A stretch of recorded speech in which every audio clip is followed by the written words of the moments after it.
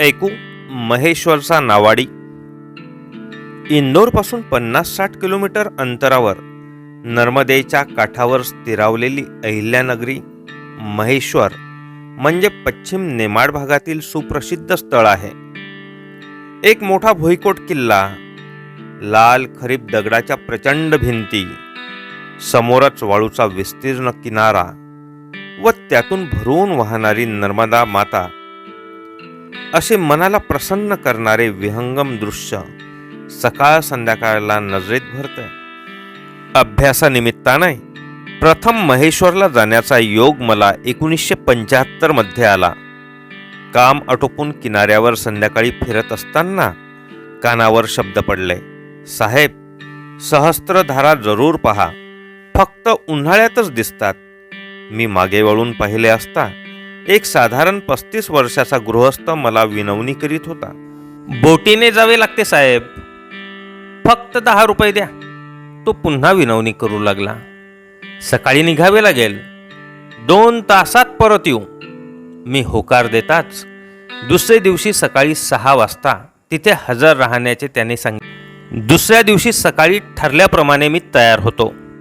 त्याने नाव सोडली तसा मी नावेत पाय टाकून स्थिरावलो. हळूहळू नाव सहस्त्रधारेच्या दिशेने सरकू लागली.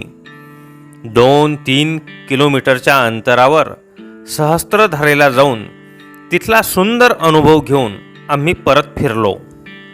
2 तास कसे गेले हे कळलेच नाही. परत येताना, नाव काय तुमचे, असे मी विचारताच त्याने भोला हे उत्तर दिले.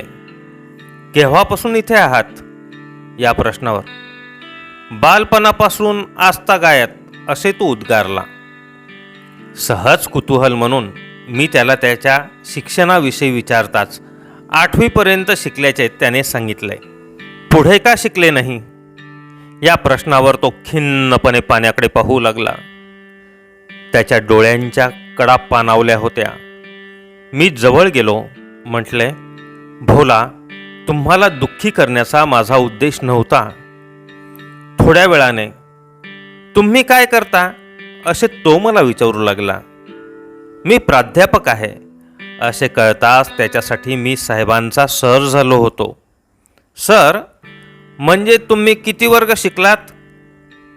मी त्याला MA पर्यंतचा प्रवास सांगितला. भोला थोडा मोकळा झाला होता.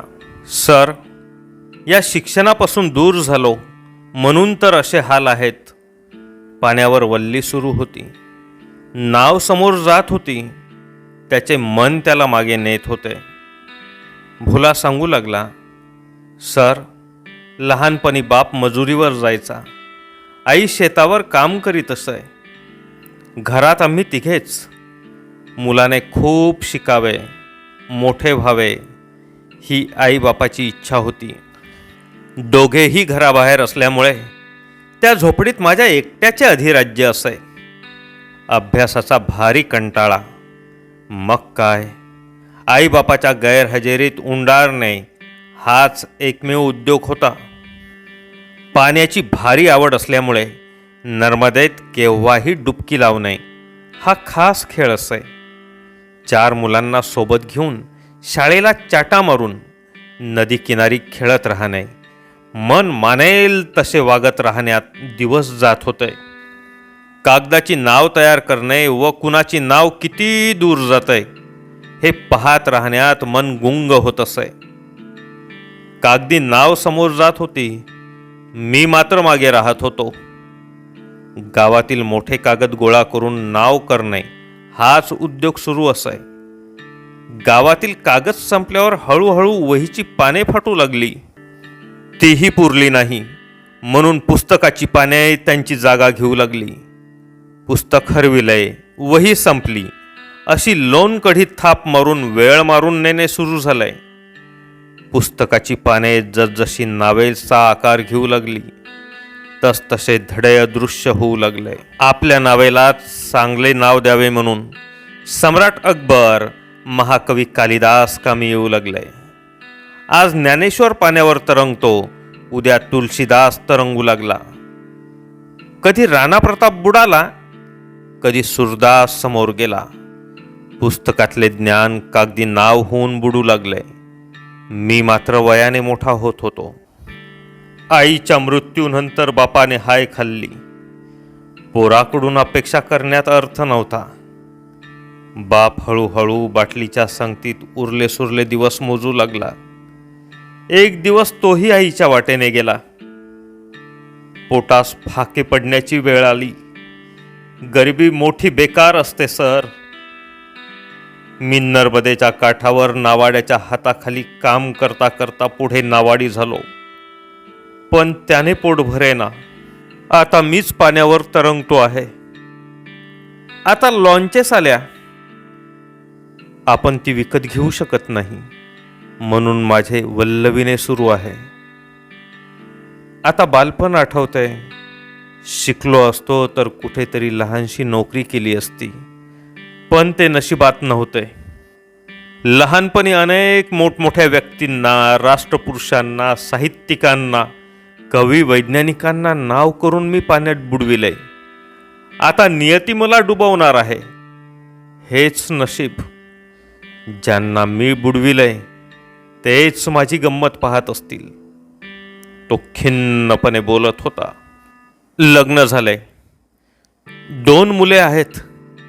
त्यांना मी नावेकडे फिरकू देत नाही. माझी नाव जीवनाच्या किनाऱ्यावर न लागताच फुटणार किंवा बुडणार हे मला माहीत आहे. कारण अशा नावेने कधी कुणाला ठिकाणावर पोहोचविले आहे का? मुलांनी शिकावे ही माझी इच्छा. सांगता सांगता भोला व्यथित झाला. मी त्याला धीर दिला. 5 वर्षानंतर पुन्हा महेश्वरला जाण्याचा योग आला.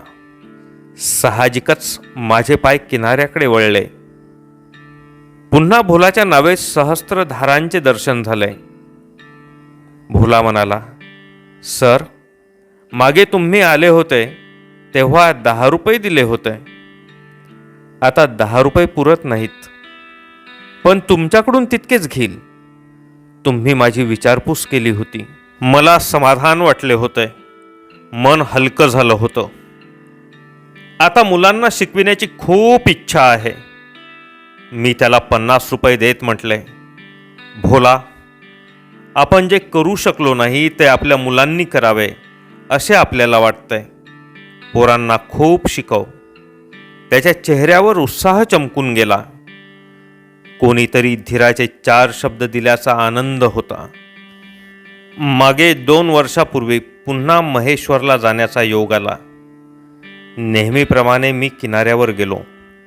एकही नाव दिसत नव्हती. चौकशी अंती सरकारने नाव चालविणे बंद केल्याचे कळले. साहजिकच मला भोलाची आठवण झाली. मंदिरातील पुजाऱ्याला भोलासंबंधी विचारले. भोला महेश्वर सोडून गेल्याचे कळले. नर्मदेच्या विशाल पात्राकडे पाहत मी विचार करू लागलो. खरंच कसं जीवन आहे हे. एखादा मौलिक क्षण गमविला तर आयुष्याच्या वाटा, रेषा कशा वेगळ्या होतात.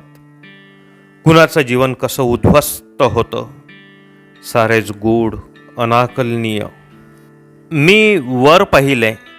आकाशात काही कबुतरे उडत होती. मला बालपण आठविले. लहानपणी कबुतरांमध्ये रमणारे माझे मन, त्यांच्या सोबतीने, त्यांच्या पंखाने गगनभरारी मारण्यात तासनतास गुंतणारे माझे मन. त्यासाठी किती बोलणी खाल्ली, किती मार खाल्ला याची मोजदात नाही. आई वडिलांशी कशी वादावादी झाली. रागाच्या भरात मी घरी नसताना वडिलांनी सर्व कबुतरे पेटी सगट कुणाला तरी देऊन टाकली. मी घरी आलो तर कोणाडे रिकामे दिसले.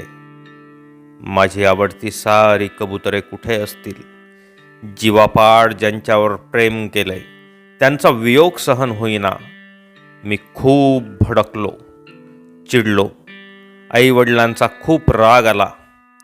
4 दिवस नुसता धुमसत होतो. आज विचार करतो तेव्हा लक्षात येतं की जे झाले ते बरेच झाले. कबुतरांमुळे माझे लक्ष अभ्यासात लागत नव्हते. त्यामुळे आई वडील अतिशय दुःखी होते. मी शिकावं, मोठं व्हावं हीच त्यामागची भावना होती. त्यावेळी मला इजा झाली. भावना ठेचाळल्या.